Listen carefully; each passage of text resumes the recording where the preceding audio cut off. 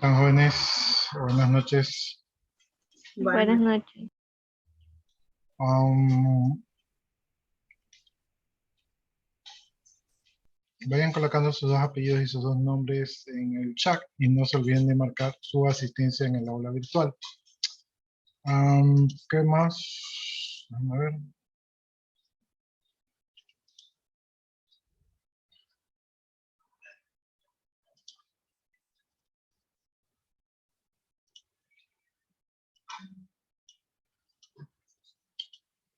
Ya, aquí en el aula virtual, ¿verdad? Bueno, no sé si aquí está toda la documentación subida.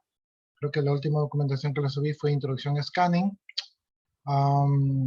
Y tal vez lo que no han visto ustedes es que hay la lección de Introducción a Scanning. Entonces, esta lección la puse el día sábado, creo que la puse. Entonces, ya está para que ustedes hagan la lección Scanning. Estoy preparando otras lecciones, ¿verdad? La unidad 3 y tal vez la unidad 4. No estoy muy seguro que las pueda poner a tiempo. En todo caso, si las pongo, ustedes las desarrollan. Ahí voy a considerar si tienen puntaje o no. Pero igual yo las voy a poner para que ustedes la hagan. Pero lo que no estoy muy seguro es que si las consideraré como nota o no. Entonces eso, si las pongo después del miércoles, creo que ya no. Pero si las pongo antes del miércoles, probablemente sí tengan nota, ¿no? El, el material de criptografía y seguridad física ya está subido y creo que me falta lo de seguridad perimetral. Entonces, la novedad es que hay una lección, no descarto que existan otras lecciones y según mi horario nosotros tenemos examen, porque ya nos dieron el examen, nosotros tenemos el examen el día martes a las 7:30 de la noche. Entonces, ese sería el día del examen. Puede que cambien el horario, pero por el momento han dado ese horario. Sí, es jóvenes.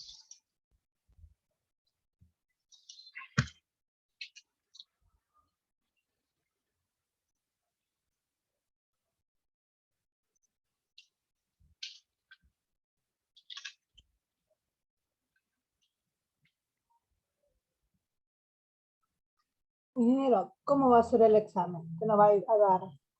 Yo creo que ya les dije la otra vez cómo iba a ser el examen.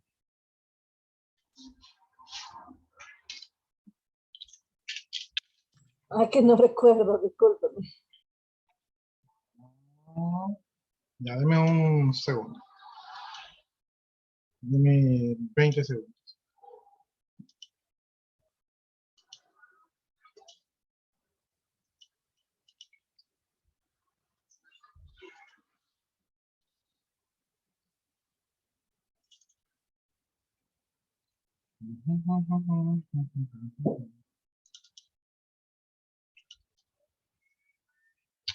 Ya, el examen va a ser con preguntas de verdadero y falso.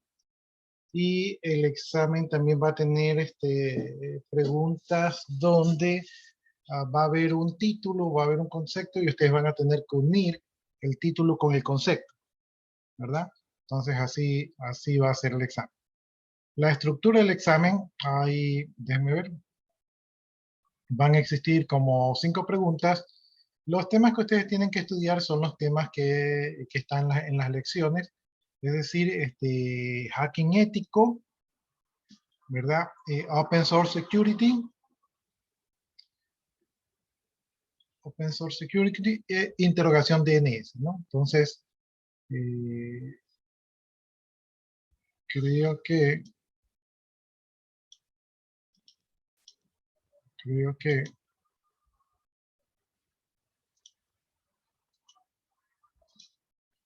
son las lecciones, ¿verdad? Etapas del ethical hacking, proceso de reconocimiento, interrogación DNS. Sobre estas lecciones, ¿verdad? Sobre estas lecciones se va a basar el examen. Introducción scanning, creo que no alcancé. Solo llegué a esta interrogación DNS. Ahora, no descarto que de repente les pueda poner algún tema más, pero por el momento está configurado así. En todo caso, ahí por el grupo de WhatsApp me pueden escribir a ver, a ratificar si es que la estructura del examen se va a mantener.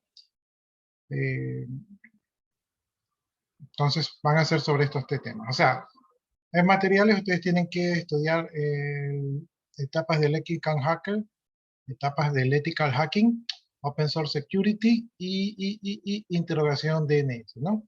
Entonces los temas que están descartados es Test Methodology OSSTMM, que es bastante, es que yo se los he puesto aquí, Open Source Security, ¿verdad? Entonces, perdón, acá está Testing Methodology OSSTMM. Entonces, este que está como actividad formativa, este de aquí no va para el examen porque es bastante.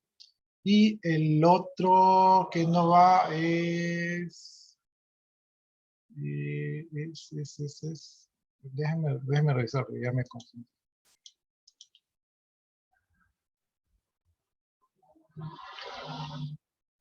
Sí hay un tema de Open Source Security. Entonces, Open Source Security, sí tengo temas de Open Source Security, pero es un tema específico. Entonces, etapas del Ethical Hacking, Open Source Security y integración DNS, ¿no? Déjenme ver si hay algo de hacking, de Google Hacking.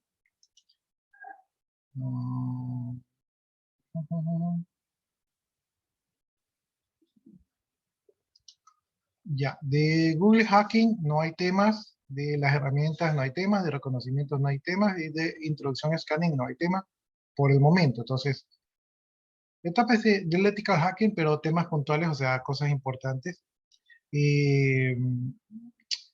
Open Source Security, también hay un tema puntual allí, e interrogación de DNS, ¿no? Entonces, de ahí están los temas del examen. Ingeniero, buenas noches. Disculpe, ¿vamos a realizar el examen en hojas o en la plataforma? Porque la disposición del rectorado, de la directora, puede que tiene que ser presencial, entonces tienen que dar el examen en físico. ¿Sí? En la plataforma, ningún examen va a ser en la plataforma. Incluso recuperación va a ser en físico, así que no se queden en recuperación. Y entonces, esa es la estructura del examen, jóvenes. Déjenme ver dónde nos quedamos la última vez.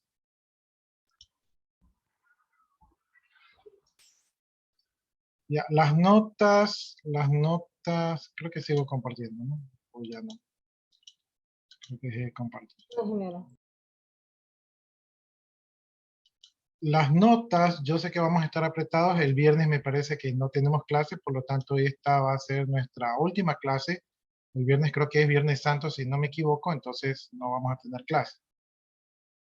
Ya, las notas aquí yo voy a abrir, ¿verdad? Actividades del segundo parcial. Voy a crear una etiqueta que se llama actividades del segundo parcial.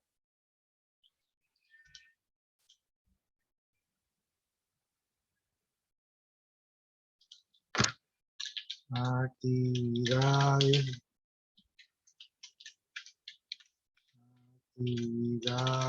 del segundo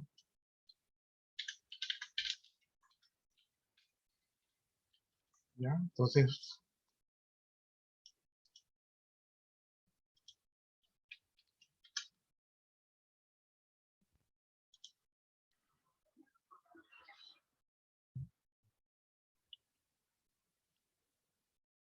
ya, entonces a partir de esta etiqueta, aquí voy a poner, ya no voy a poner el examen porque el examen va a ser físico, pero lo que sí voy a poner es las notas del segundo parcial, ¿verdad? Después de revisar y calificar todos los trabajos, y también la asistencia del segundo parcial, y cuando subo las actas, el acta del segundo parcial, ¿no? Una vez que demos el examen, creo que el sistema queda abierto 7 días. Dentro de esos 7 días también se toma recuperación. Recuperación es acumulativo de primero y segundo parcial, así que no se queden en recuperación. ¿Y qué más? ¿Qué más? ¿Qué más?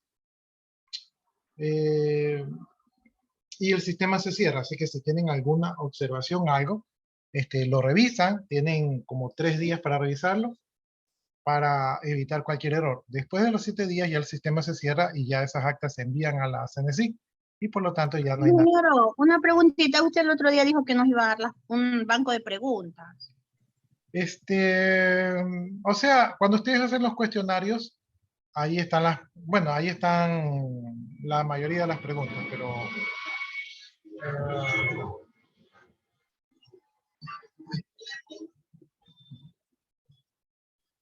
las preguntas del examen están un poco más fáciles. ¿Sí? O sea, no están, las de los cuestionarios a veces como que están más cargadas de más texto, en cambio las del examen están más reducidas por el tamaño de la hoja del examen. Entonces, sí. No creo que me comprueben. Los cuestionarios son las mismas lecciones que aquí yo pongo, pero como aquí nos han prohibido que les pongamos como cuestionarios, porque la plataforma dice que se llene, entonces eso nos han prohibido. Entonces, yo acato lo que me dicen aquí. Nos puede ayudar en el WhatsApp, ingeniero. Y lo que pasa es que los cuestionarios que yo tengo están aquí en este formato. A ver ustedes. O sea, podría intentar bajarlos, pero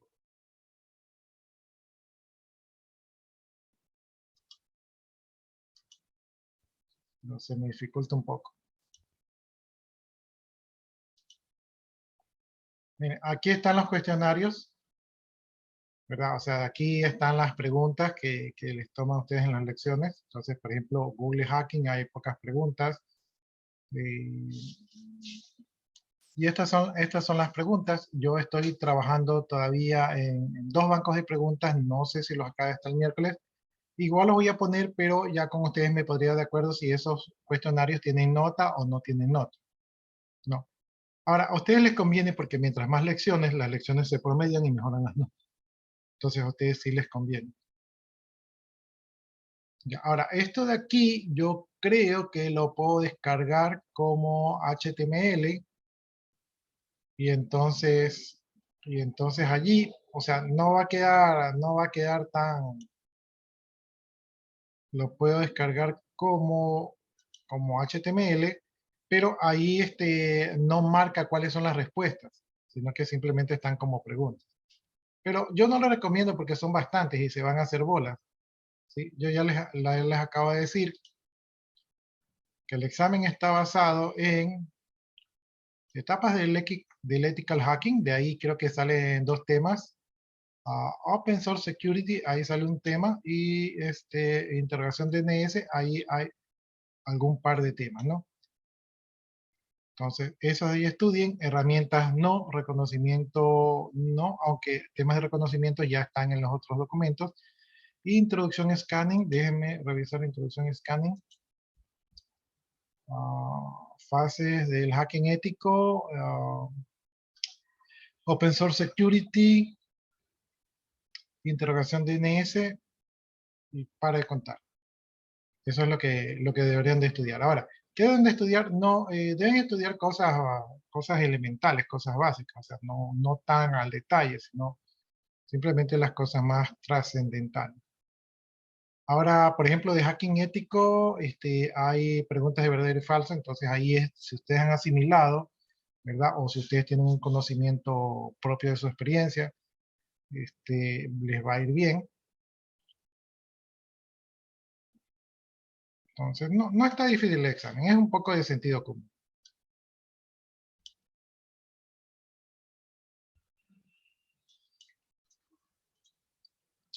Bueno, déjenme ver dónde nos quedamos. Estamos 11 de abril del 2022. Y estamos en la unidad 3. Creo que la unidad 4 ya no alcanzamos, pero ahí Dios mediante que pueda terminar el cuestionario, ahí se las pongo. Página 163. Unidad 3, página 163. Por lo menos alcanzamos la unidad 3, porque estábamos caídos.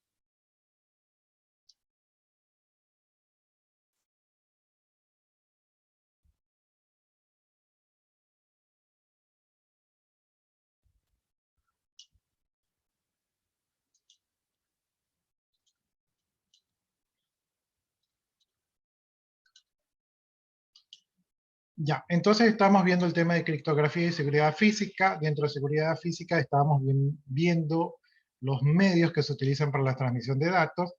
Entre esos habíamos visto por medio de cable, por medio de fibra y ahora estábamos viendo por medios inalámbricos, ¿no?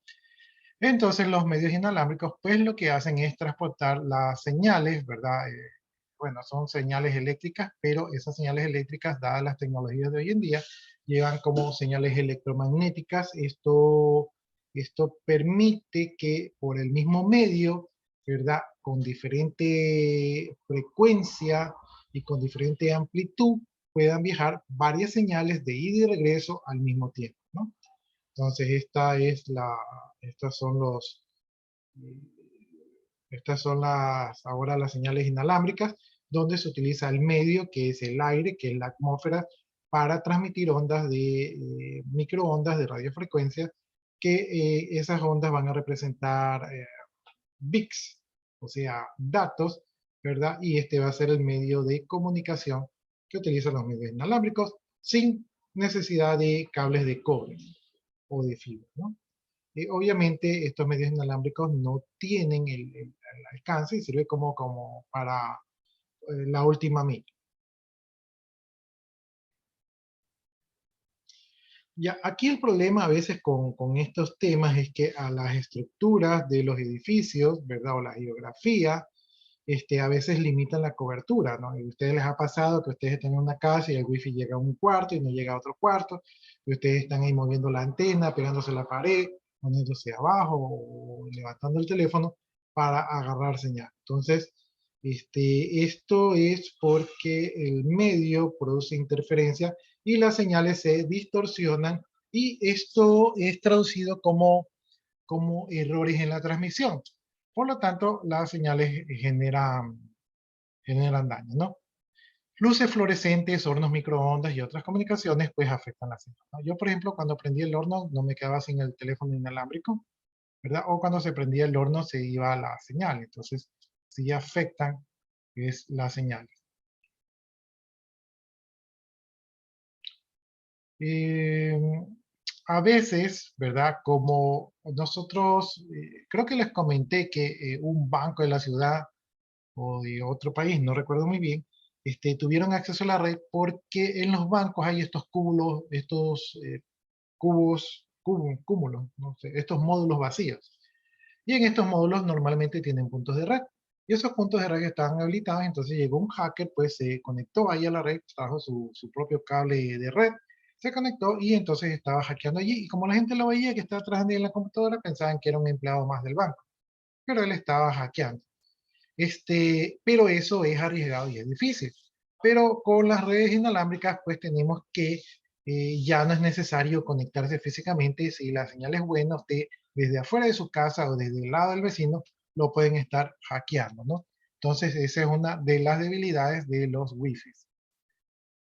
Tipos de redes inalámbricas, existe el estándar establecido por la IEEE, que es la industria de telecomunicaciones, y ellos sobre las comunicaciones inalámbricas abarcan los temas de las capas físicas y de enlace de datos.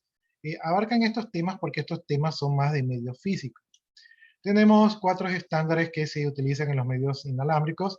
Eso es el estándar 802.11, que se conoce como Wi-Fi, ¿verdad? Y sirve para implementar redes LAN de manera inalámbrica, lo que se conoce como las WLAN.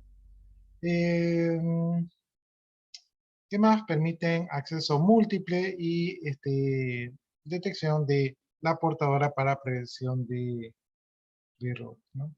Creo que tenía una arañita, un hormigo por ahí. Ya, entonces ese es uno de los primeros estándares. Tenemos el estándar 802.15. Este estándar sirve para la red inalámbrica, la WebPAN, que es denominado, conocida como el Bluetooth. Aquí utiliza un proceso de emparejamiento de los dispositivos para conectarse a una distancia de más o menos 100 metros, ¿no? Entonces el Bluetooth tiene más o menos enganche. Acá no determina cuánto, pero con el Bluetooth son más o menos 100 metros. En la práctica, yo creo que más o menos con 15 metros ya se comienza a perder la señal. Tenemos el estándar 802.16, este conocido como el WIMAS, que es la interoperabilidad mundial para acceso por microondas. Esto utiliza una topología de punto a multipunto y es proporcionado con un acceso de ancho de banda inalámbrico, ¿no? Entonces estas son las microondas. Y existe también un sistema global de comunicaciones móviles, que es el GSM, y que incluye las especificaciones de la capa física que van a habilitar a la implementación de protocolos de servicio general de radios por paquetes que son los GPRS de capa 2 para proporcionar, dice, transferencia de datos a través de redes de telefonía móvil, ¿no? Entonces, estos son los estándares de la IEEE.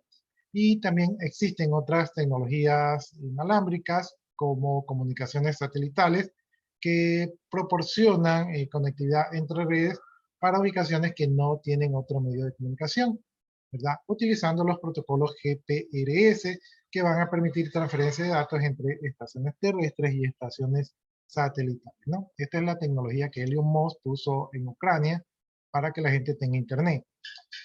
¿Qué más?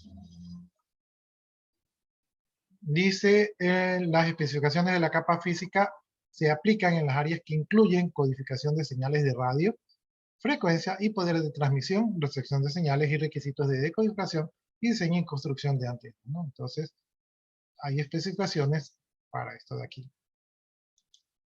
Bien, entonces, viendo más o menos lo que estábamos viendo, aquí tenemos el Wi-Fi, lo conocemos todos, ¿verdad? En la casa. Y podemos conectarnos con computadoras o con celulares a través de un radio router. Tenemos el Bluetooth, eso lo hemos visto en los dispositivos, que se pueden conectar y transferir información. Y también las computadoras, ¿verdad? De manera rápida, ¿no? Con una red personal. Tenemos el WiMAX, ¿verdad? Que permite conectarse a través de los satélites. En este caso, pues las computadoras y los teléfonos son los más comunes. Bien, hablemos ahora un poco de los equipos y hablemos de switches, de enrutadores y de cables. Ya, los protocolos, en este caso los protocolos más físicos, definen reglas para poder hacer intercambio de datos entre uno o más dispositivos, ¿verdad? Incluso por medio físico, o sea, hasta ahí llegan los protocolos. Estos de aquí van a permitir pues una flexibilidad y adaptabilidad para poder disponer de la información por varios medios. Los protocolos que se pueden utilizar son el Ethernet, que es el que utilizamos para las redes LAN, ¿verdad? DeviceNet, no lo conozco, Profibus, EtherCAP, Modbus, Profinet, SAC y BACnet, ¿verdad? La verdad que el más popular aquí es el Ethernet, ¿no? Que es el que utilizamos la mayoría.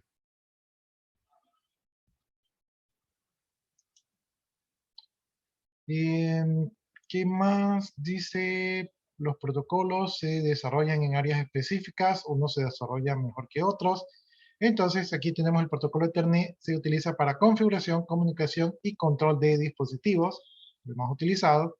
Por acá tenemos intercambio de datos entre controladores y dispositivos, son la mayoría de los protocolos. En honor a la verdad, yo no los he escuchado mucho, no los conozco, cómo trabajan. Y conexión entre sistemas y equipos de campo tenemos Profibus, que me parece que por acá están sus derivados, y control y medición EtherCAP, ¿no? Entonces ahí están más o menos los ambientes donde se han desarrollado. Ventajas, tenemos la rapidez al tener el canal o el terminal, ¿verdad? Con una comunicación que va a reducir las colisiones en las transferencias de datos. Por lo tanto, la tasa de transmisión va a ser mayor. Estabilidad, las interferencias se van a reducir en mayor medida, ya que pueden existir interferencias entre los diferentes tipos de cables, no es tan grandes como las interferencias con el medio ambiente, ¿verdad? Como las redes inalámbricas. Entonces, en los cables la interferencia es menor, ¿no? Hay un fenómeno, hablando de esto de aquí, hay un fenómeno, por ejemplo, que ocurre en el centro de la ciudad. El centro de la ciudad está saturado de redes inalámbricas y es por esa razón que cuando uno está en el centro de la ciudad, tanto las llamadas como el uso en internet ¿verdad? Es muy malo porque el medio está saturado. Y eso pasa también en los barrios. En los barrios, cuando usted, el vecino tiene internet, el de atrás tiene internet, si usted se pone a ver las redes disponibles, hay como 7, 8 redes disponibles, y entonces eso daña el medio. Eso es que yo alguna vez hacía la observación en el instituto, que en el instituto teníamos muchas redes, y al tener muchas redes estamos saturando el medio. ¿Sí? Recuerden ustedes que cuando nos conectamos por cable, el cable es un enlace dedicado hacia nosotros, entonces ahí no tenemos otras señales que interfieren, pero cuando utilizamos el medio ambiente, o sea, el aire es compartido, ¿no? Y el aire puede ser afectado, si hay muchas señales puede ser afectado. Entonces, si ustedes están diseñando redes, traten de no saturar con muchos wifi. Es mejor tener un solo wifi y tener tal vez autentificación de usuarios a tener el medio saturado de demasiados wifi. Ya, seguridad, al tener una conexión física se reduce el riesgo de robo de información ya que la señal no sale del recinto donde se encuentra. Es decir, un hacker tiene que conectarse al dispositivo de comunicación para poder robar la información, cosa que no ocurre en medios inalámbricos. Desventaja, el mantenimiento para solucionar un problema o avería. Ingeniero, pero ahorita cuando como quiera algunos teléfonos, ahorita se puede conectar solo con el QR, ya no es necesario poner la contraseña en otros teléfonos y así es más fácil a que las otras personas se conecten al wifi de uno. Pero ese es como el medio de autentificación, pero el medio... Claro, pero hay algunos que como quiero como decir, yo tengo mi red, ya tengo mi teléfono y otra persona lo quiere, pero no, yo no se lo tengo a él. Entonces ellos se conectan por ese medio, sin uno darles la clave. Ya, o sea, usted lo que dice es que protege la clave, ¿no? Está bien, ese es un medio para poder compartir el enlace sin tener que dar la clave y crear, o sea, y tener que el día de mañana cambiar la clave porque se la tuvo que dar a su compañero. Sí, me parece bien, pero aquí estamos... Creo que se entrelaza con el otro teléfono de la otra persona, se puede comunicar de esa manera, por el medio QR. O sea, usted hizo un enlace punto a punto directo. Ahí sí no sé si se llamará así, pero si me salió en el celular el QR de otra persona, me imagino que es ya para tenerlo en mi cel como contacto.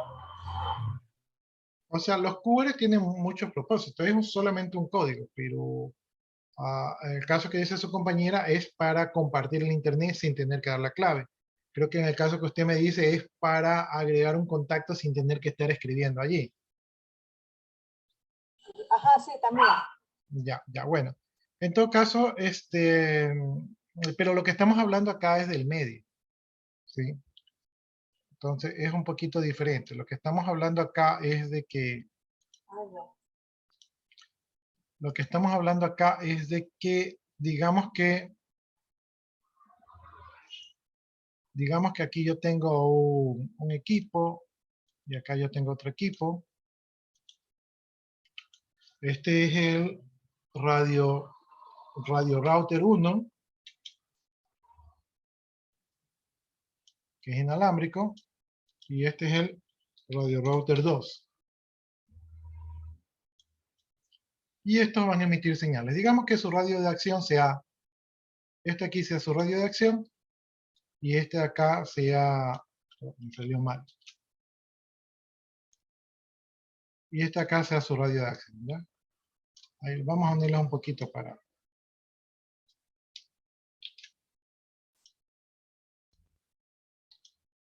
Ya, entonces digamos que usted va...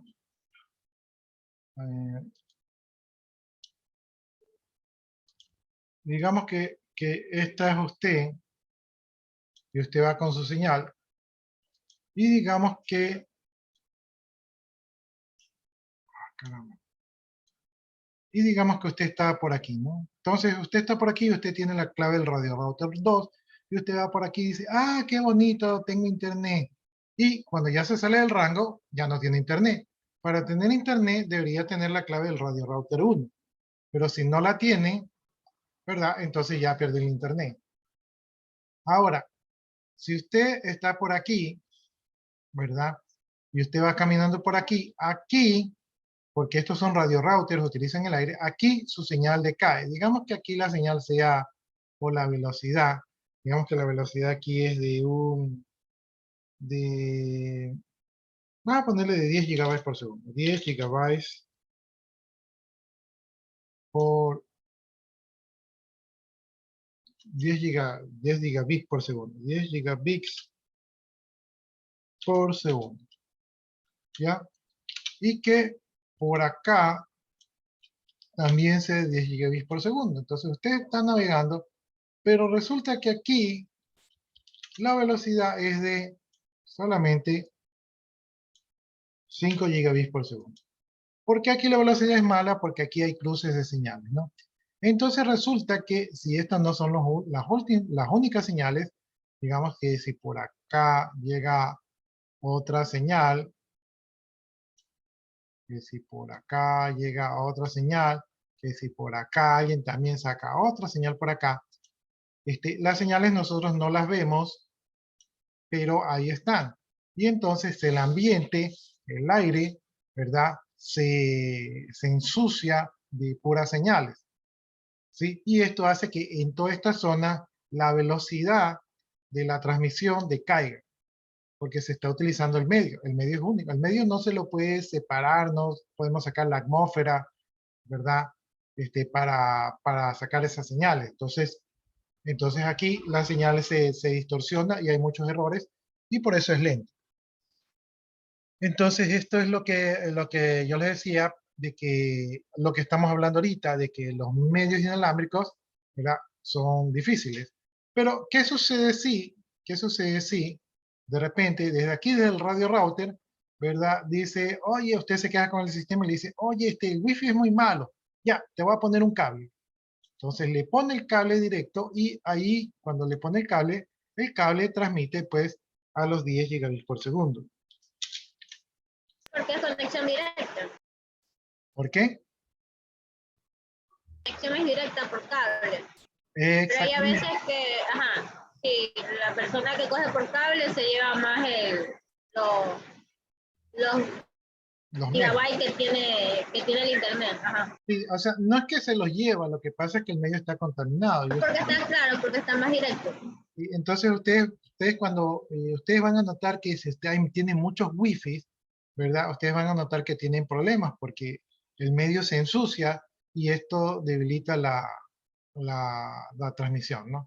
Siempre sale sin acceso al internet. Ahora, si yo soy un hacker, ¿verdad? Yo no necesito estar en la empresa, sino que yo me vengo y me pongo por aquí, ¿verdad? Paso desapercibido y por aquí estoy metiéndome a la red y estoy hackeando, ¿sí? Entonces, eso es la desventaja de tener este tipo de red.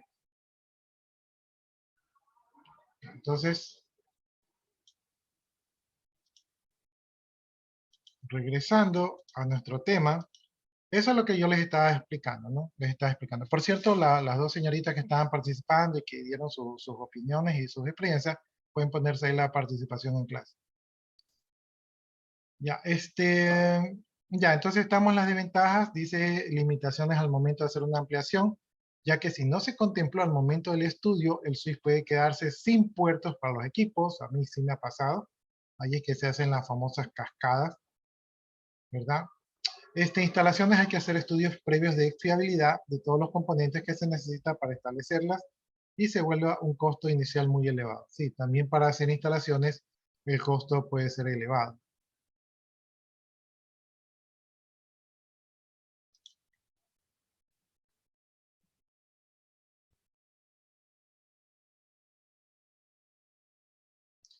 Ya, y un tema que yo no sabía, les soy sincero, yo no sabía, pero que aquí ya está documentado, es el warp driving.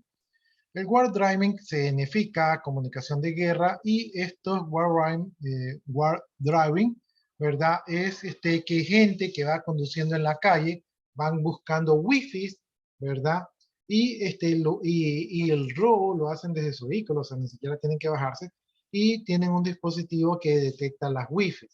Y en algunos casos puede incluso detectar los GPS. Y lo que buscan es hacer un mapa para relacionar las wifi con las ubicaciones y déjenme copiar esto de aquí.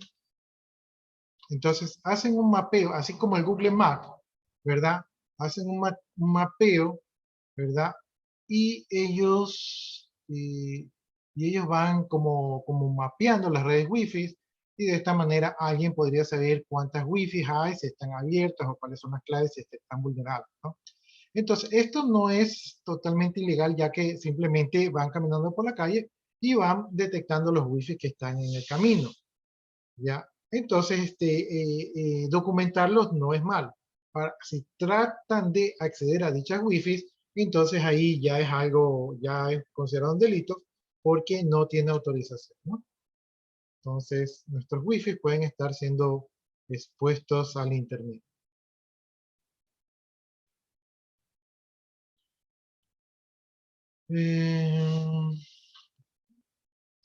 Ya, aquí dicen que generalmente buscar redes con un teléfono inteligente pues no tiene nada del otro mundo, pero que hay hardware, ¿verdad? Con programas que están específicamente diseñados para localizar y grabar las redes Wi-Fi, ¿verdad? Que se hacen en este WireRide, ¿no? Entonces los equipos para hacer esta actividad pues se requiere un automóvil, un ordenador portátil, una antena Wi-Fi, un dispositivo GPS y un software de WireDrive para ir documentando todos estos temas aquí. Con estos pues se ubica todos los Wi-Fi que hay en una cierta área. Esto es, o sea, van amarrando como un Google Maps, van agarrando el Wi-Fi, ¿verdad? Con el sitio y de esta manera se crea una base de datos de los Wi-Fi que hay en el sector.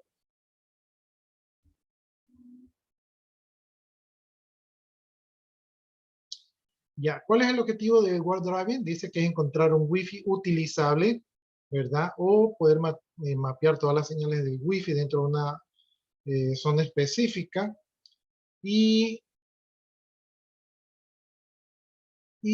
se utiliza para publicar y para poder explotar redes abiertas o redes que no sean seguras. Hay redes que tienen claves, pero que no son tan seguras, que tienen niveles de protocolos de claves que ya están obsoletos, ¿no? Especialmente en equipos viejos o en equipos que no han recibido mantenimiento.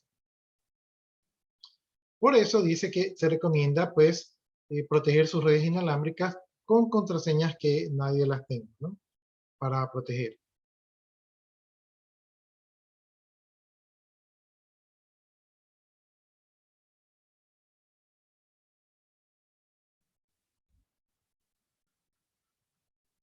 Y aquí hay un tema de conectividad utilizando USBs. Y aquí mencionan las herramientas como HarmonNG y Kismet, ¿verdad? Para poder encontrar un repositorio oficial, ¿no? Está más o menos como indicando cómo armar el WireDriver. Y aquí vemos cómo funciona la herramienta.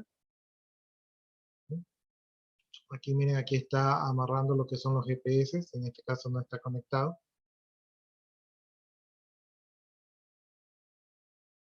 Y aquí dice que se puede hacer a través de un smartphone. Y déjenme ver.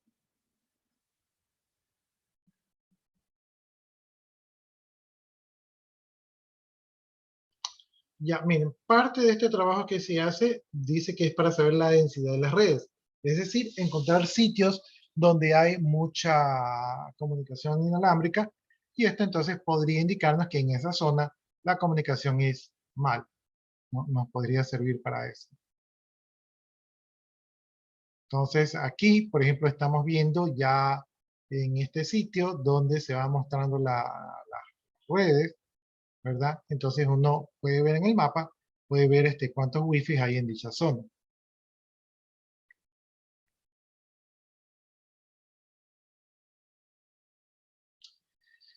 Ya, cuando nosotros trabajamos con redes inalámbricas, especialmente en los radio routers, nosotros tenemos protocolos de seguridad. Entre esos protocolos de seguridad tenemos el web, que creo que ya vimos que ya es obsoleto, tenemos el WEPA, que también vimos que ya es obsoleto, y tenemos el WEPA 2, que creo que alguien dijo que también ya era obsoleto. ¿sí? O sea, cuando digo obsoleto me refiero a que ya existen herramientas para romper las seguridades en poco tiempo. Ya, estos protocolos de seguridad lo que hacen es poner claves a las redes para que si alguna persona trata de acceder a dicha red, no pueda hacerlo, ¿no?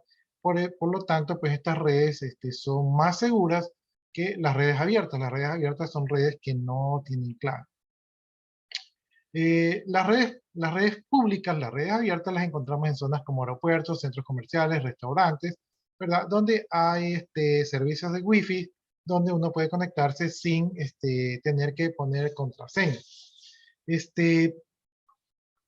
Pero no necesariamente las conexiones aquí van a estar cifradas, ¿sí? Es decir, que puede ser que nosotros estemos conectándonos y que todo nuestro tráfico o todas nuestras actividades puedan estar siendo inspeccionadas, ¿verdad? Por hackers.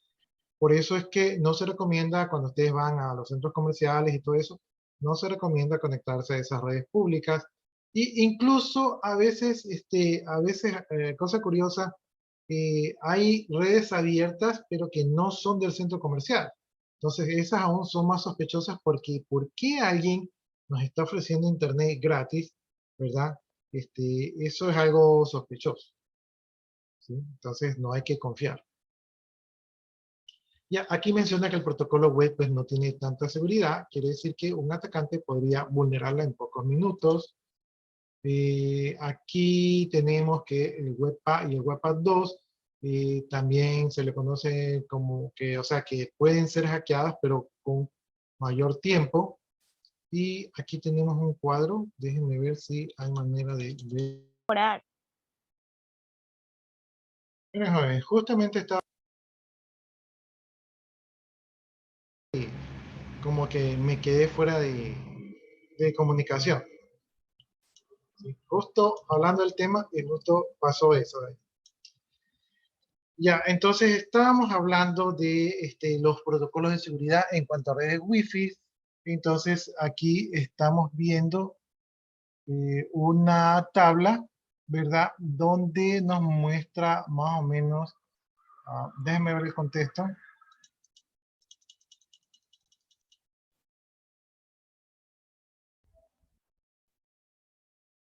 Ya, creo que está mostrando por los colores, creo que está mostrando cuáles son más fáciles de encontrar.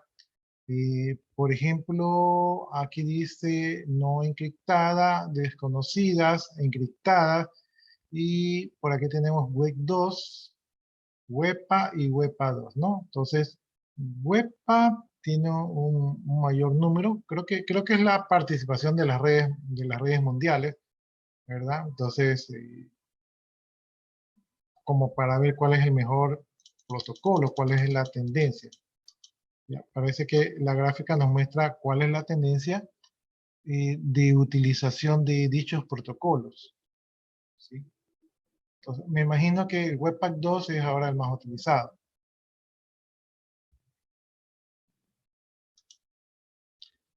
Ya, dice, analizando las redes encontradas desde 2015 al 2017, podemos ver cómo la cantidad de redes abiertas ha disminuido en un 50%, llegando a sobrepasar el 1% del total de redes censadas, ¿no? Entonces ya no hay tantas redes abiertas como antes.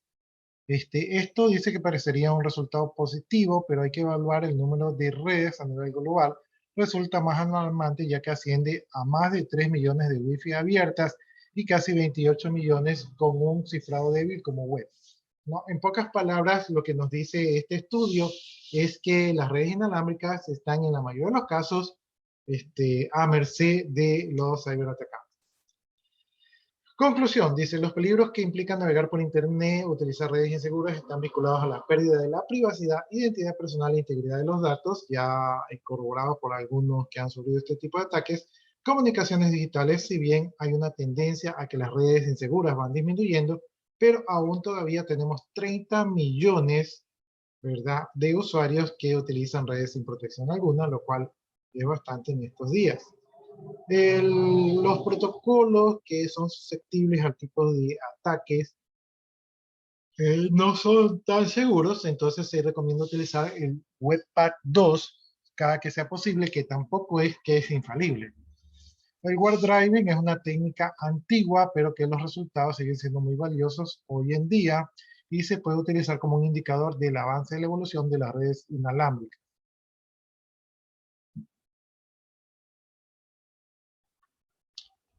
Bueno, jóvenes, entonces, eso sería el tema de la criptografía, ¿verdad? Y por lo menos por hoy, vamos a alcanzar a ver el capítulo número 4. Entonces, vamos a ver el capítulo número 4. Ya, ¿qué tiene que ver con seguridad perimetral, no? Ya avancemos entonces con este tema y hablemos de la zona desmilitarizada, ¿verdad? O conocida como la DMZ o red perimetral. Cuando ustedes trabajen en una organización o empresa, ustedes obviamente tienen que proteger sus equipos del Internet, porque el Internet es una puerta abierta a que cualquiera entre a su organización y la mayoría de ustedes no va a creer que cualquiera del Internet, que en su mayoría los que están haciendo eso son hackers, entren a su empresa, ¿no? Pero también ustedes necesitan utilizar el Internet y necesitan subir información en el Internet y necesitan que su gente salga hacia el Internet y también que sus socios comerciales ingresen por el Internet. Por lo tanto, es algo así como que no lo quieren, pero lo necesitan. ¿Ya? Entonces ese es el preámbulo de este tema. Bien, entonces las organizaciones pues tienen el problema de seguridad, ¿verdad? Porque cuando ustedes tienen un equipo en Internet, por ejemplo, tienen un servidor público donde ustedes tienen su página de Internet, esta página de Internet es accesible a todo el mundo y si ustedes no toman las medidas de precaución, puede ser atacado y vulnerado, ¿no? Por lo tanto, ¿verdad? Por lo tanto, eso podría ser peligroso. Ya, también ustedes pueden necesitar servidores que accedan a la red pública, por ejemplo, los DNS trabajan con el Internet, los servidores de correo, los proxy y los web server son los tipos de equipos que tienen que dar la cara al mundo, es decir, que ustedes no los pueden esconder, que tienen que decir, este es mi equipo que da este servicio. Entonces, esos equipos son los primeros que van a ser atacados por los hackers, ¿verdad? Porque estos equipos están de cara al mundo y están vistos, o sea, no los pueden esconder. Ya, ahora, ¿qué sucede cuando un hacker ataca a alguno de estos primeros equipos que están ahí en primera línea en el mundo? Lo que ocurre es que cuando un equipo es atacado, a través de este equipo que está conectado a una red LAN atrás, la red de la organización, a través del equipo que está dando la cara al mundo, cuando es atacado y si el hacker se apodera de ese equipo, a través de ese equipo es la puerta hacia la red interna, ¿sí? Entonces, si ustedes no tienen bien configurados estos servidores que están dando la cara al mundo, el hacker podrá entrar y utilizar el equipo como un caballo de Troya para entrar a su red. Entonces, tienen que tener cuidado con eso. Una de las soluciones que se suelen implementar en las organizaciones para solucionar este problema son las denominadas redes perimetrales o también llamadas las zonas desmilitarizadas o también conocidas como las DMZ, ¿no? Entonces, las DMZ van a permitir externalizar servidores vulnerables a ataques. Es decir, las DMZ es una zona donde yo digo, bueno, aquí voy a poner mis equipos para que todo el mundo de afuera los pueda ver y si quieren que los ataquen, ¿sí? Pero obviamente yo voy a tomar mis medidas de seguridad. ¿Qué es una zona desmilitarizada? Dice que una zona desmilitarizada, ¿verdad? Desmilitarizada zone, entonces es DMZ, ¿verdad? Acá creo que lo tenía en español, DMZ, acá en inglés es DZM. Hace referencia, dice, a una red de ordenadores, ¿verdad? En este caso, si yo hago mi organización de la red, yo genero rango de direcciones para tener un orden.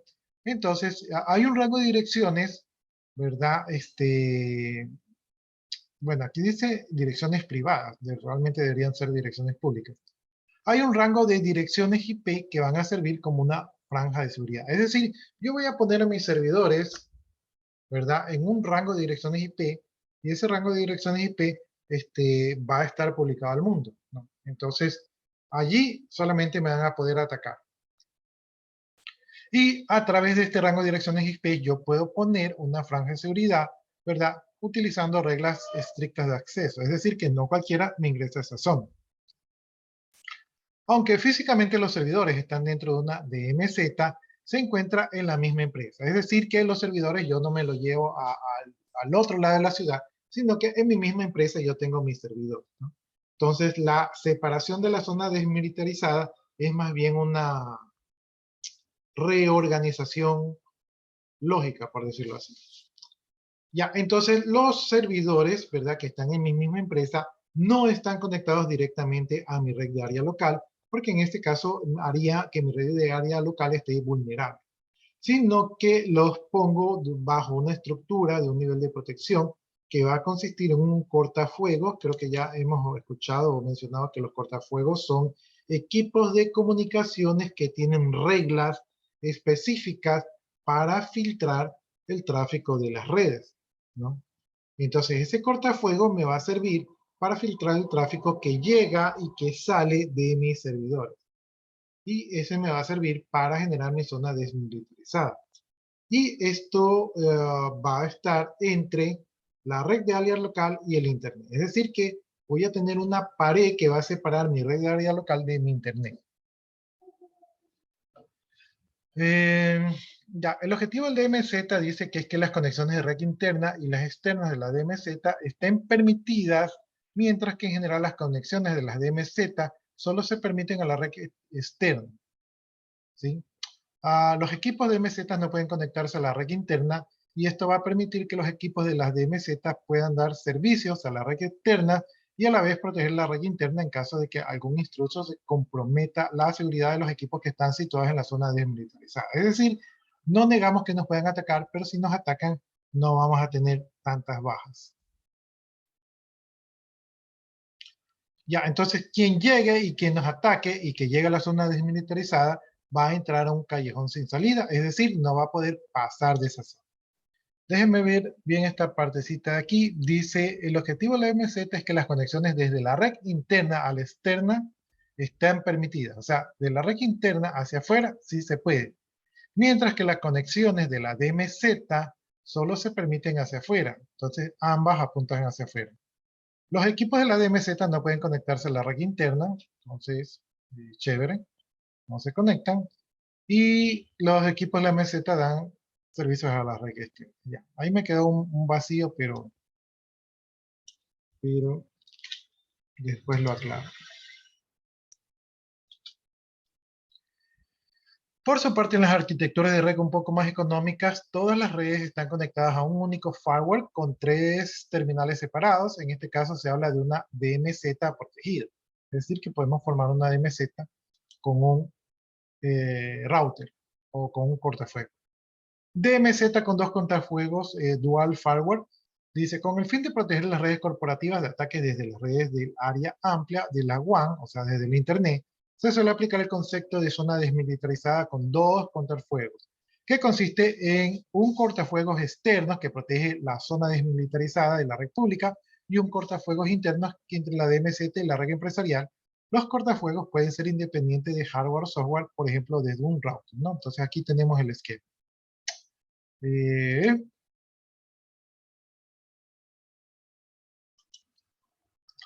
Ya, aquí está el Internet, ¿verdad? Desde el Internet, ¿verdad? No, miento. Ya, este no es el Internet, es el intranet, le di mal. Ya, entonces aquí están mis equipos dentro de la organización. Mis equipos dentro de la organización acceden al servidor que está dentro de la organización, pero también pueden salir hacia el Internet. El Internet está por acá, ¿verdad?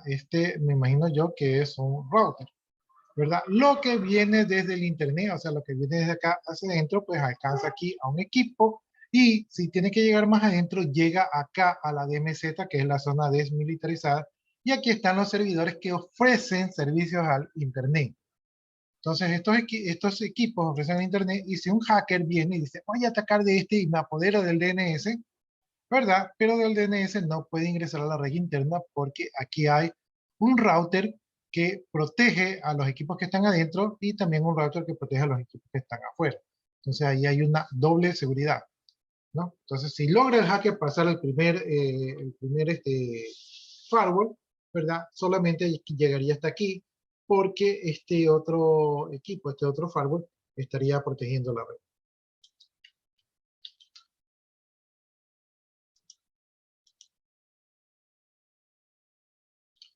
Dice, arquitectura de seguridad en 2 etapas. Es posible la configuración de rutas estáticas que regulan el tráfico de redes de la siguiente manera.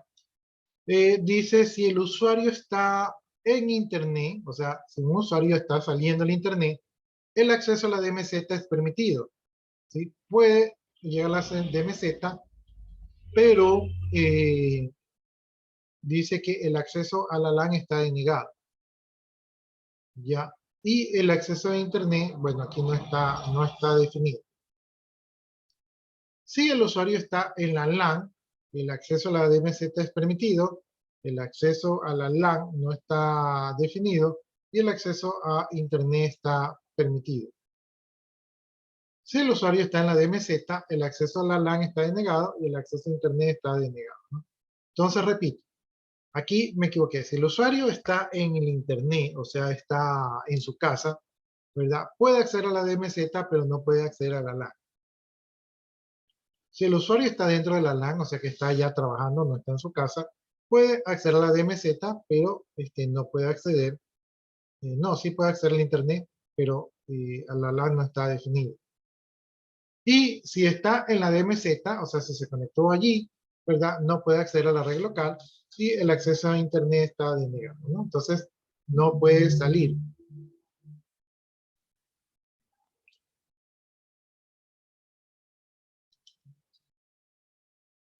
Bien, dice. Déjenme ver si esto aquí.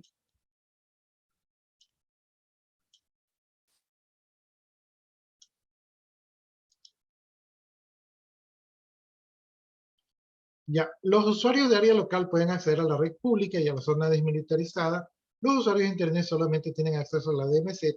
El tráfico externo desde la DMZ está bloqueado por los 2 cortafuegos y es muy recomendable implementar cortafuegos de diferentes proveedores. De no ser así, una vez identificado la vulnerabilidad en uno, el otro cortafuegos, ¿verdad? Un hacker podría acceder sin ningún problema. O sea, hay que cambiar las marcas para que el hacker, quitarle esa ventaja al hacker.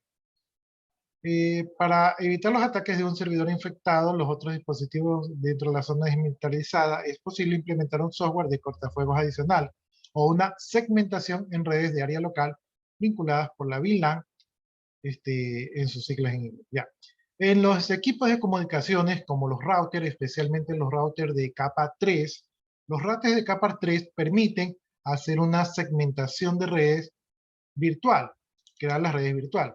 Así como nosotros tenemos equipos que nos permiten crear servidores virtuales, asimismo los routers de capa 3 pueden crear redes virtuales, ¿no? Entonces, con esas redes virtuales yo puedo decir, puedo crear varias redes, a pesar de tener un solo equipo de comunicación, puedo crear varias redes y la visibilidad entre dichas redes pues es nula a no ser que yo ponga reglas de ruteo. Bien, dice DMZ con un firewall, dice para implementar una sola desmilitarizada más económica es posible utilizar un único cortafuegos de gran alcance. Esto creo que nos ocurre en la mayoría de las empresas ecuatorianas que no tenemos plata y utilizamos un solo router. Y crear 3 conexiones separadas por una internet, otra para la internet y otra para la DMZ. Este tipo de zona desmilitarizada en todos los puertos son supervisados y separados por el mismo firewall, lo que se convierte en un punto de único fallo, Single Point of Failure o SPOF, y es fundamental, dice, conseguir un cortafuegos que sea capaz de hacer frente al tráfico de internet, así como los diferentes accesos de red interno, ¿no?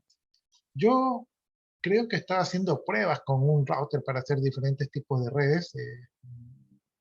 No creo que lo logré, o no me recuerdo, pero ya no nos dio el tiempo para hacer eso ahí.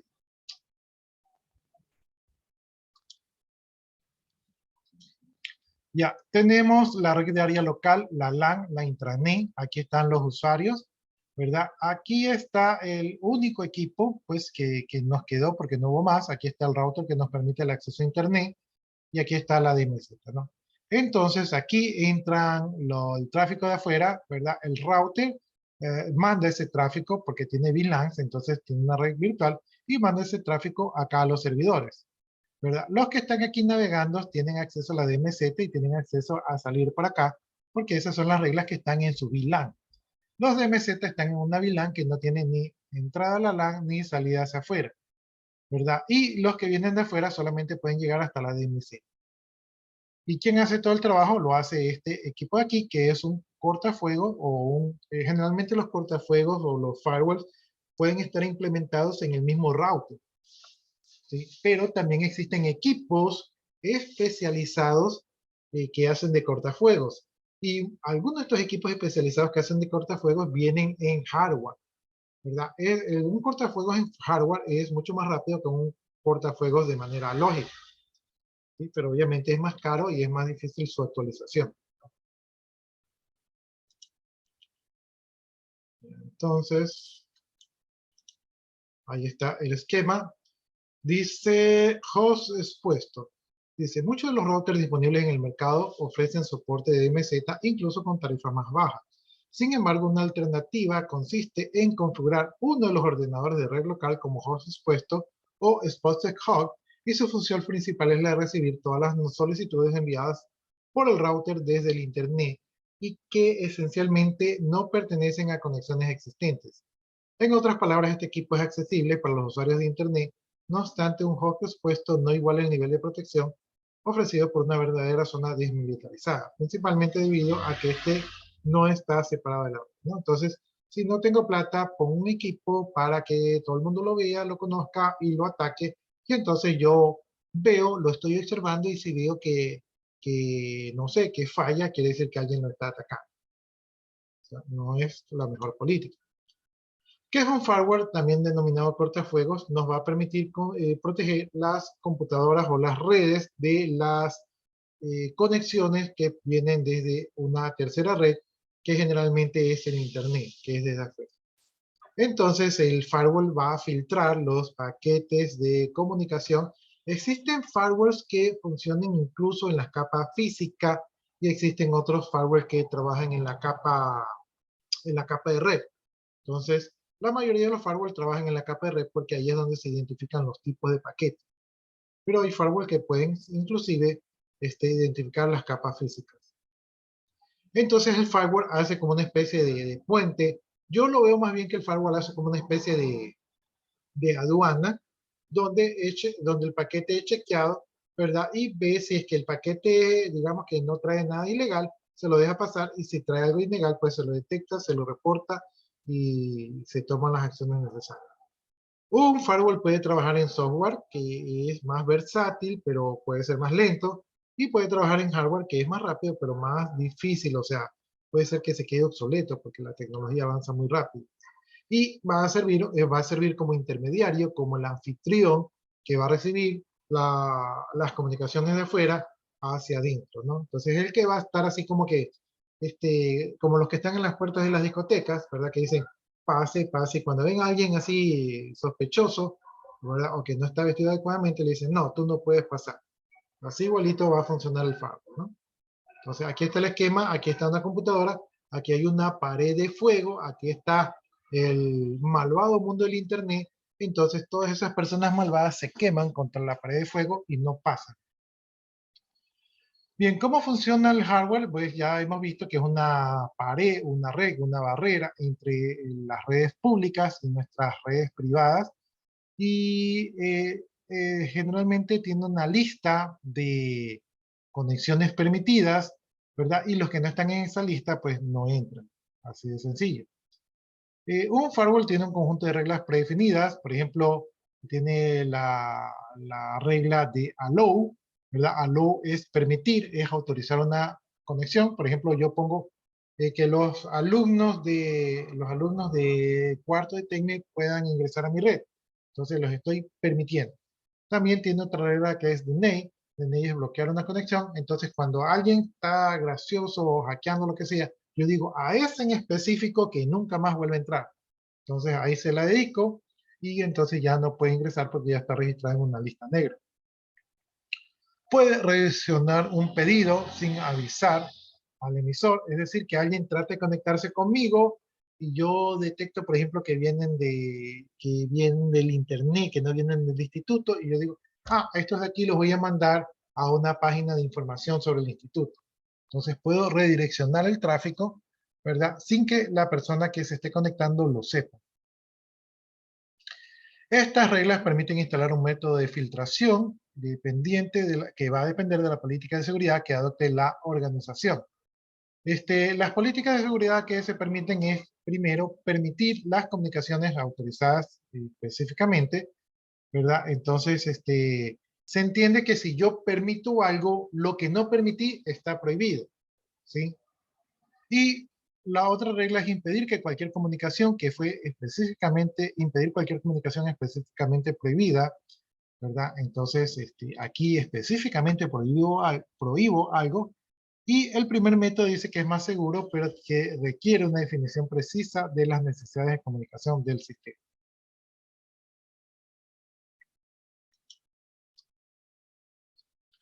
Ya, entonces,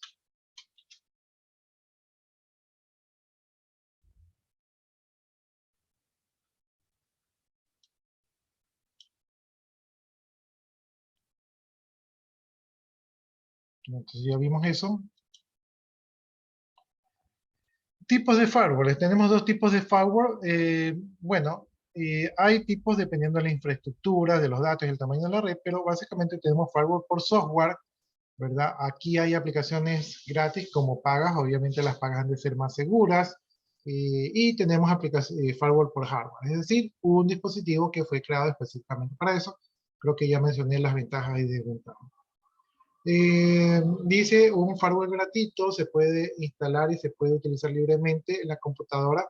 Son llamados desktop firewall o software firewall. Dice que son básicos y sirven para pequeñas instalaciones, ¿verdad? Oficinas pequeñas, para poder monitorear y bloquear el tráfico del internet.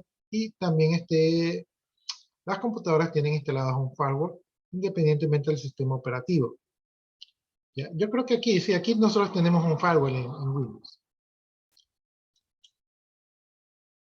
Ya, firewall por software, pues aquí tenemos las computadoras.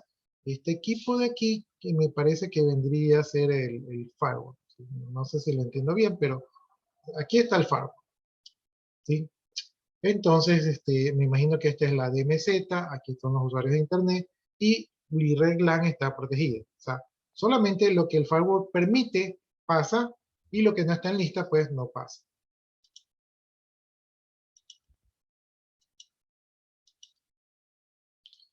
Características del firewall por software son, algunos son gratuitos, incluyen el sistema operativo, son para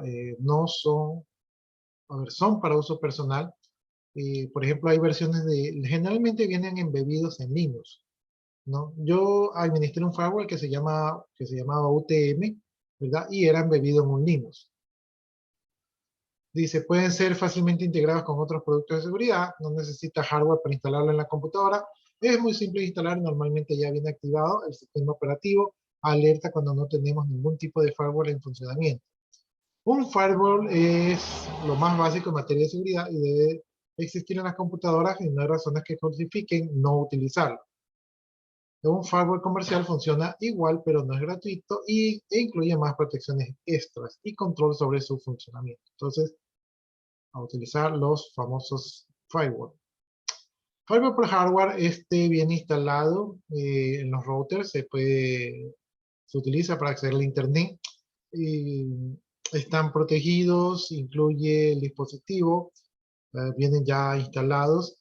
La configuración es más complicada que una instalación de software.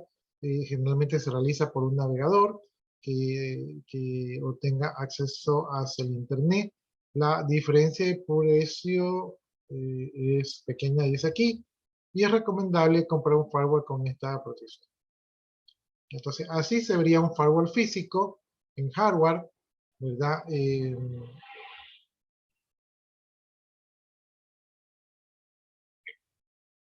Y obviamente es más rápido que el otro, ¿no? Ya viene en fierro. El fierro es más rápido que el software, porque el software se tiene que cargar en la memoria, procesar, interpretar. Entonces en fierro ya simplemente se ejecuta y ya. Es posible tener un firewall de hardware y uno de software y simultáneamente para tener una mayor protección. ¿Cuándo yo utilizaría un hardware de fierro? O sea, un firewall de hardware. Cuando para mí sea importante la velocidad. Si yo soy, por ejemplo, una empresa proveedora del examen que dieron ahorita, el examen, el examen progresar, creo que se llama.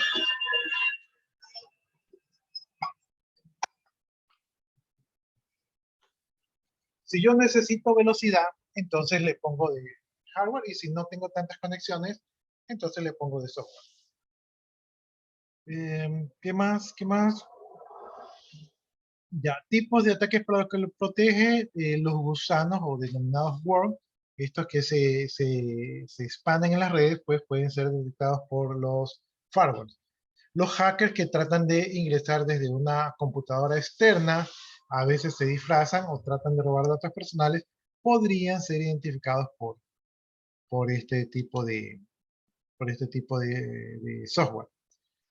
Bloquea el tráfico de salida para no dejar determinados protocolos sean utilizados para esparcir virus, ¿verdad? Los firewall pueden eliminar tráfico o identificar el tipo de servicio de tráfico y de repente bloquearlos si son los que utilizan los hackers para entrar o para esparcir virus.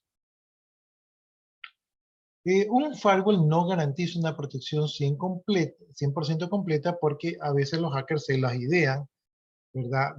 Para ingresar. Por ejemplo, un firewall no puede detectar un virus, un spam, un spyware, ¿verdad? No son detectables porque estos vienen embebidos en otras aplicaciones. Así que la seguridad no es 100% segura. Aquí podemos ver un firewall, ¿verdad? Aquí tiene 2 conexiones salientes, 0 conexiones entrantes. Aquí tiene 2 archivos de conocidos observados, ¿verdad? Entonces podemos ver el comportamiento del tráfico de nuestra red con los firewalls. Windows trae su propio firewall, ¿verdad? Este firewall nos protege, pero obviamente viene con una configuración básica. Nosotros podremos administrarlo, ¿verdad? Y utilizar este firewall no es de todo el mando. Aparte que Windows, aparte de tener su firewall, viene con el Windows Defender. Entonces son 2 herramientas de protección que podemos utilizar. Y lo último que he escuchado de Windows Defender es que no es malo, o sea que es bastante bueno. Configuración del firewall de Windows. Primero dice tener a nuestra disposición las opciones de firewall, ¿verdad? Luego dirigirnos a sistema de seguridad, pinchar ahí donde dice firewall. Luego vemos las opciones de activar o desactivar el firewall, generalmente viene activado, y a veces cuando queremos utilizar algún servicio que utiliza algún protocolo no muy conocido o recomendado, tendremos que desactivarlo. El firewall de Windows ofrece cobertura de 3 tipos: red de dominio, red pública y red doméstica, ¿no? Generalmente uno viene configurado como red pública y red de dominio, eso es cuando está en un dominio, y la red doméstica de trabajo pues le da un poco también de protección.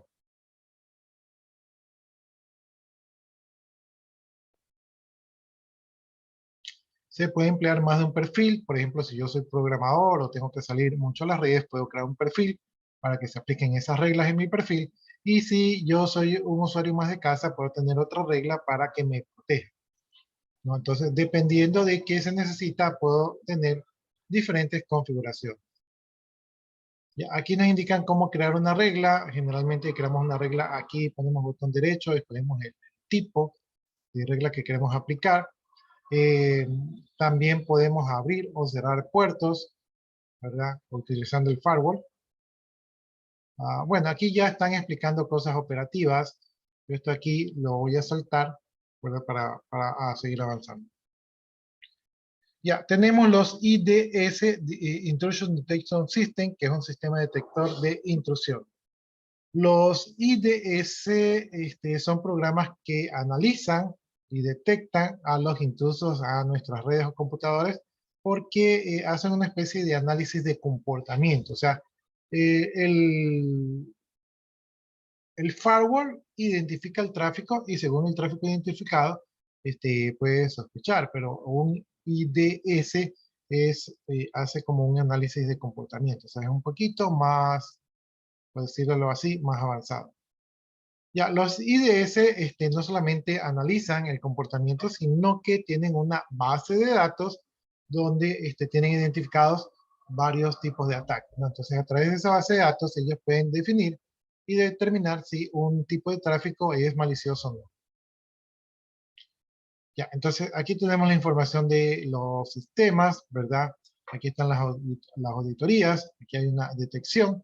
Cuando la detección se va a revisar la base de datos para ver si el tráfico corresponde a algún ataque, ¿verdad? Entonces por eso se utiliza la base de datos.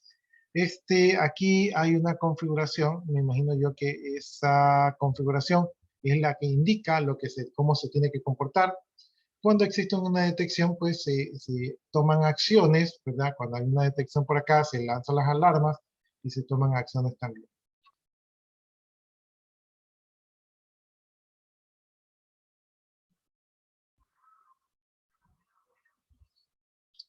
Tipos de IDS, los tipos de IDS se pueden implementar en IDS basados en red.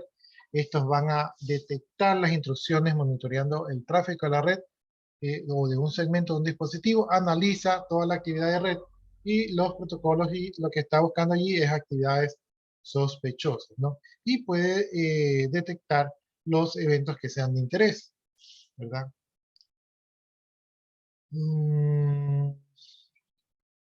Ya, los IDS también pueden integrarse con los firewalls. Tenemos otro IDS que es el basado en conocimiento. Déjenme por acá ponerlo en negrito para que...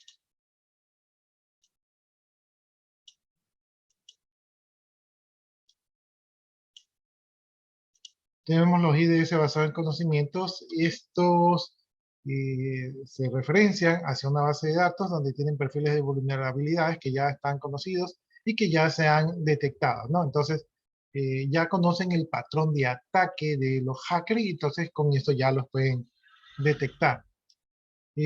Para que esto sea útil, pues el IDS tiene que estar constantemente conectado y actualizado con su base de datos para que no se vaya a pasar algún tipo de ataque nuevo. Entonces es importante tenerlos actualizados. Tenemos el IDS basado en host o abonado de red. Ya, en este sistema, un equipo o una red tiene un host, ¿verdad? Que puede ser de alguna persona en especial. Y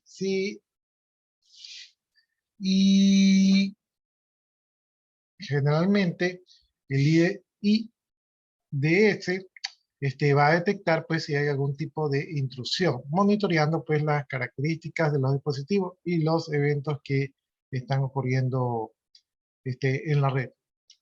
Los IDS basados en host se pueden instalar de manera individual para equipos corporativos de una red. Ya entre las principales características dice que se destaca el tráfico de la red y los procesos de ejecución, registro del sistema, así como acceso y cambios de archivos. Entonces, sí es bastante complejo.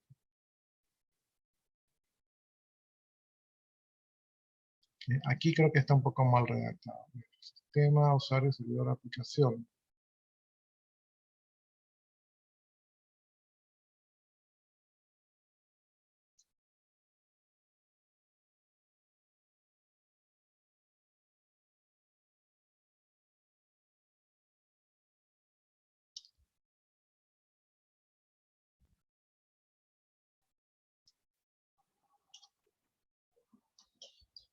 IDS basado en el comportamiento, aquí se analiza el comportamiento del tráfico, se sigue una línea base o un estándar de la actividad normal y en base a ese estándar pues se puede identificar los intentos de intrusión.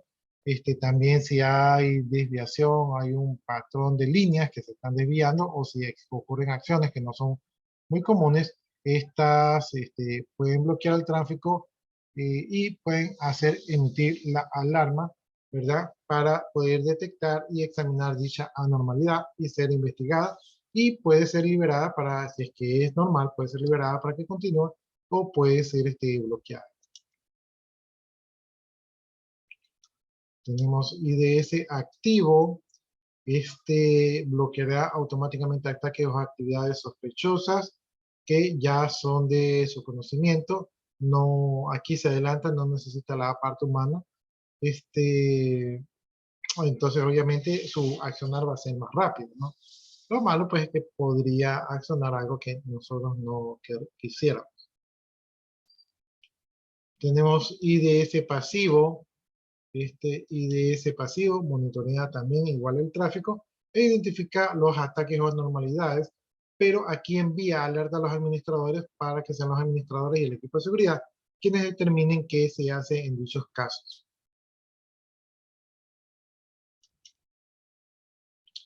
Características de un IDS. Dice cualquier sistema IDS deberá contar con las siguientes características.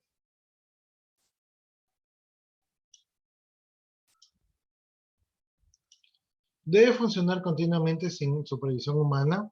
El sistema debe ser bastante fiable y poder ser ejecutado en segundo plano.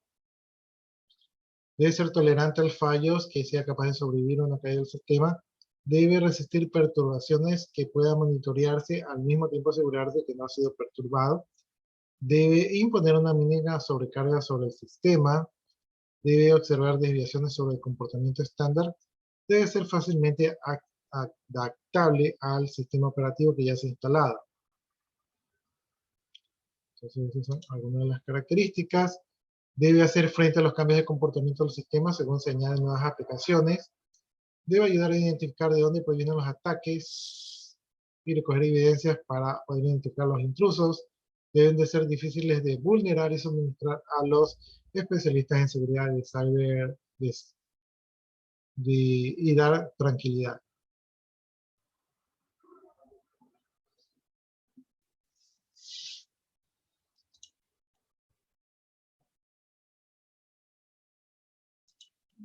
Ya, importancia del IDS, bueno, todos los días van aumentando estas tecnologías, complementan, ¿verdad?, lo que es route, el firewall.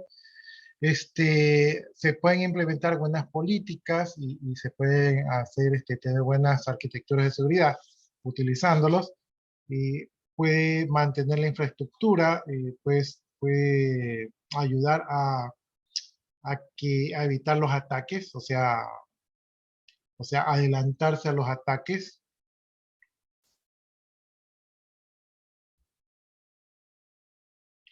Aquí también se puede optar por soluciones de hardware y software. Esto acá no es tan relevante.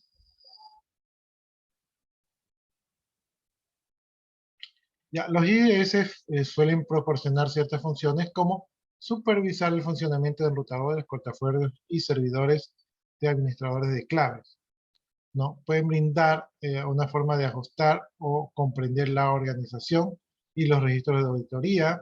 Proporcionan una interfaz fácil. Incluyen muchos datos, ¿verdad?, de firmas de ataques para poder identificarlos. Reconoce e informa cuando se ha detectado que los archivos han sido alterados. Aquí se me fue. Creo que estaba por aquí.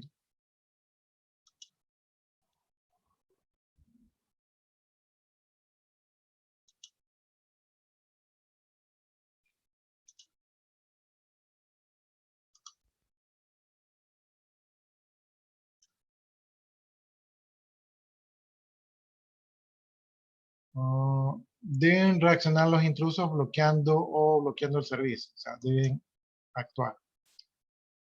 Ya, beneficios. Déjenme ver.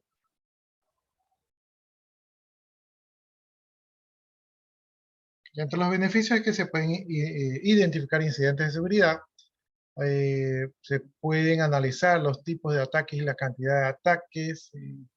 Se puede, a través de esta información, se puede cambiar los sistemas de seguridad para tener mejores controles. Se pueden identificar errores con las configuraciones que pudiera tener la organización. Se pueden evaluar riesgos futuros. Se puede ayudar a tener una norma en la empresa. Se puede tener mejor visibilidad de las redes.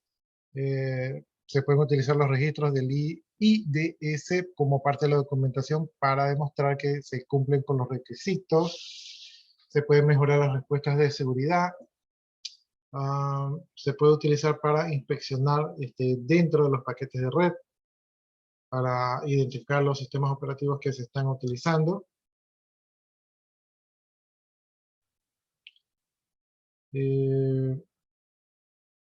Ya, miren, estamos aquí en la diapositiva 46. Yo les voy a subir esta documentación.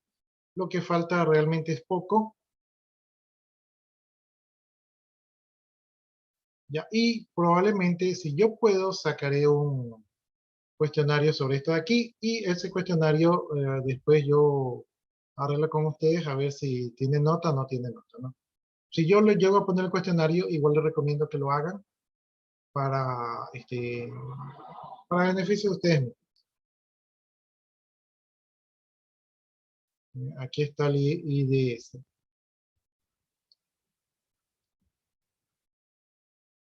Está justo después del firewall para analizar el tráfico que logró sobrepasar el firewall. Aquí hay un IDS, o sea, hay distintas configuraciones delante del firewall y detrás del firewall. Ya, entonces, realmente nos faltó poquito. Ya faltaba poquito, pero nos vamos a quedar hasta allí, ¿no? Entonces, el material yo lo he de subir y estén atentos allí a las instrucciones, ¿no? Listo, jóvenes, entonces eso sería todo, ¿verdad? De parte, Mira, ¿a qué hora del día martes nos toca con usted? según el horario que nos han pasado, el día martes nos toca a las 7:30 en la unidad educativa Juan Bautista Aguirre. No en el instituto, sino en la unidad educativa a las 9:30. ¿Sí? Entonces, ese día nos estamos viendo el día martes. Listo, jóvenes. Entonces, cualquier cosa nos comunicamos por el grupo de WhatsApp. Ahí me avisan. El día viernes me parece que es Viernes Santo, entonces creo que no vamos a tener clase. Listo. De mi parte, pues, muchas gracias. Que tengan buenas noches. Buenas noches. ¿Cuántas veces se llegó? Buenas noches. Buenas noches. Proceda a desconectarme, jóvenes.